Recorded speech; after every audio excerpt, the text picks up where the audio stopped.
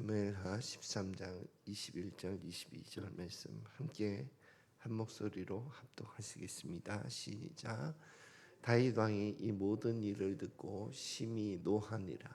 압살롬은 암논이 그의 누이 다발을 욕되게 하였으므로 그를 미워하여 암논에 대하여 잘잘못을 압살롬이 말하지 아니하니라. 아멘. 오늘은 징계의 중요성 이런 제목으로 함께 말씀을 나누고자 합니다. 다윗이 이제 밧세바와 우리아 이 사건을 지나면서 나단 선지자가 책망을 하고 그리고 하나님께서 용서를 하시되 징계를 하실 거다. 너희 집안에 이제 칼이 멈추지 않을 거다 하는 그 나단 선지자의 책망 이후에 첫 번째로 기록된 사건이 이제 암논이 다말을 겁탈하는 사건입니다. 그 내용 진행은 이렇습니다. 이복 동생인 다말을 암논이 굉장히 연모해요. 그래서 그 간교한 자라고 표현되어 있는 친구 요나답이 간계를 내는데 그 다윗 왕에게 그 청해라. 다말이 와서 좀 간병을 해 주었으면 좋겠다고. 그리고 그 간병의 내용은 이제 뭐 그 과자, 오늘날로 말하면 이제 죽이겠죠. 그래서 그것을 가져와서 이렇게 먹일 수 있도록 요청을 해라. 그리고 오면은 침실로 이제 불러서 거기서 이제 겁탈을 해라 하는 그 내용이었어요. 그것을 그대로 쫓아가고 그렇게 한 다음에 더 악했던 것은 다말을 그 성경의 표현은 이전에 연모했을 때보다 더 미워하게 되었다는 거예요. 그러니까 육신의 정욕을 따라갔을 때에 이 감정이 이끌고 가는 그 죄의 속성을 여실히 보여주는 것 같아요. 그래서 해서는 안 되는 그걸 또 동침한 후에 버려버리는 거거든요. 그래서 그 일을 다윗 왕이 듣고 심히 분노했다 이런 표현은 있는데 사실 공적으로 징계하지 않았어요. 이것은 사형에 해당하는 죄거든요. 그 레위기나 신명기를 보면 근신 상간의 죄하고 그리고 이제 강간의 죄는 이제 그 회중에서 끊어버릴지어다 뭐 이런 표현을 쓰는데 그게 사형에 해당하는 죄인데 그것을 공적으로 처리하지 않았습니다. 그래서 말씀은 넘어가고 그래서 이제 압살롬이 이제 아무 말도 하지 않았다. 이것은 마음의 복수를 계획했다 이런 뜻이에요. 그래서 압살롬이 이제 복수를 어떻게 진행하냐면 2년 동안 잠잠했어요. 그리고 디데이를 2년 후에 양털 깎는 행사, 그게 오늘날로 말하면 추수감사 행사 같은 거예요. 그래서 보통 이제 왕을 초청해서 그래서 그 큰 잔치를 베풀고 하는 그런 행사인데 그때에 이제 왕을 초청해서 왕이 됐다 그냥 자체적으로 행사해라 그렇게 얘기를 하니까 그러면 암논 형과 왕자들을 좀 초청할 수 있도록 허락해 주십시오 해서 그것을 허락해 주었어요. 그래서 그때에 이제 암살 계획을 실행합니다. 그래서 파티가 즐거움이 최고조가 되었을 때 척후병들에게 내가 신호를 주면 암논만 사살해라 이렇게 된 거예요. 그래서 그 암살 계획이 실행에 옮겨가고 그리고 압살롬은 외가예요. 예루살렘에서 한 40km 정도 떨어진 그 그술 지역의 외가 쪽으로 도망을 가서 한 3년 정도 그 지역에서 이제 집거 생활을 하게 됩니다. 그리고 뭐 그 이후에 요압 왕이 압살롬을 불러들이는 과정과 또 다윗 왕에게 가서 이제 표면적으로 화해하는 그런 과정이 있었는데 그런 과정을 거친 다음에 압살롬이 본격적으로 반역을 계획하고 실행하는 거예요. 그런데 다윗이 암논을 징계할 수 없었던 이유가 두 가지가 있다고 저는 보여지는데 첫 번째는 자녀이기 때문에 장자거든요. 다윗의 장자. 그러니까 자녀이기 때문에 공적으로 징계하면 죽여야 하니까 얼마나 가슴 아픈 일입니까? 그래서 왕권으로 그것을 그냥 울타리를 쳐버린 거죠. 예. 그것이 첫 번째 이유고 두 번째는 밧세바와 우리아 사건에 과오가 있기 때문이에요. 이 과오는 성경에 기록될 정도니까 다 들춰졌다 이거예요. 자녀들도 알고 백성들도 알고. 그러니까 이 과오 때문에 다윗은 사실 도덕적 권위가 사실 많이 훼손되어 있는 거예요. 그러니까 너 그런 죄를 져서 되겠느냐 이 얘기를 할 때에 스스로도 마음에 찔림이 있고 그렇게 생각할 것 같은 거예요. 당신이나 잘하십시오. 그래서 이 명백한 죄를 다루지 못했던 것 같습니다.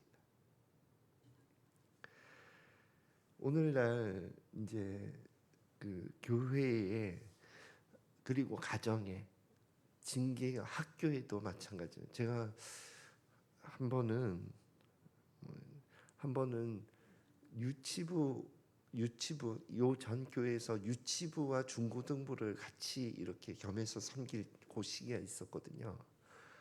근데 유치부 아이 가운데 부산스러운 아이가 있어요. 말씀을 전하는데 막 그냥 돌아다니면 좀 이렇게 봐주겠는데 장난을 치면서 막 그러니까 말씀을 전하고 있는데 그러니까 너무 이게 거슬려서 안 되겠다 해서 제가 이제 또 아이들이 있는 데서 그러면 얘가 또 자존심 상할까봐 이제 뒤로 안 보이는 데로 데리고 와가지고 너 그러면 안 돼. 다음에 그러면 혼낼 거야. 이렇게 좀 평소와 다르게 좀 엄한 표정으로 이제 막 꾸짖었어요. 꾸짖었더니 교장 선생님이 또 저를 따로 부르시더니 그러면 안 된다는 거예요. 이게 부모에게 들어가면 문제가 된다.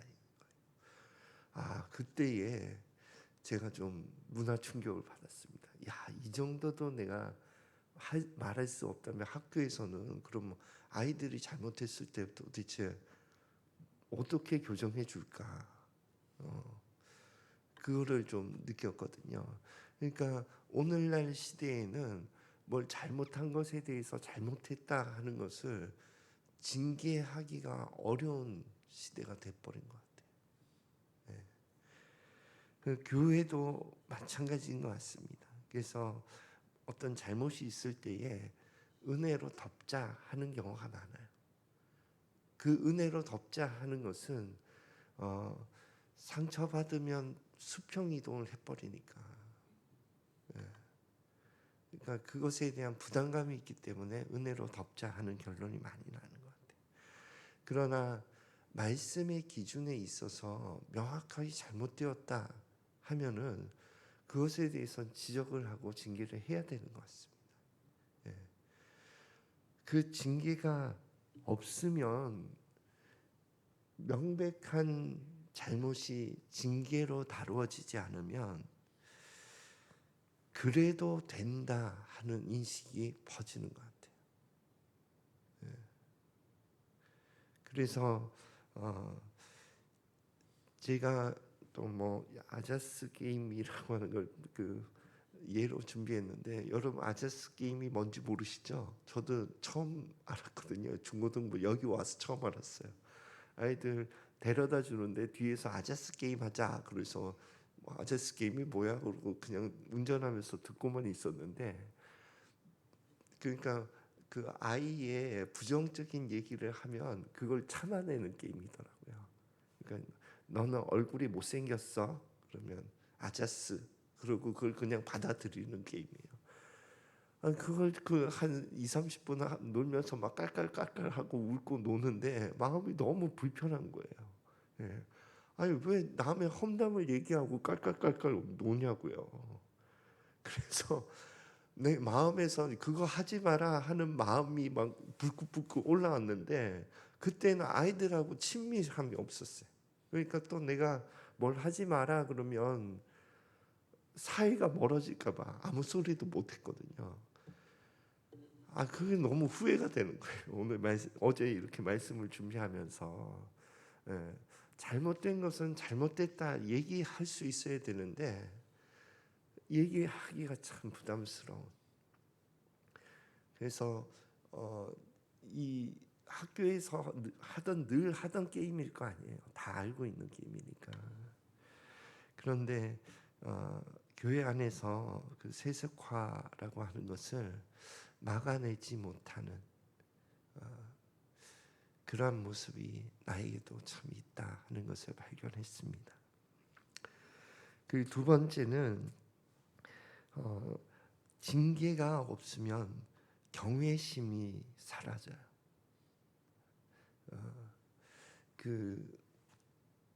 이거는 이제 경외심, 예를 든 것은 경외심이 사라졌다기보다는 이게 징계를 통해서 질서가 잡힌 경우거든요.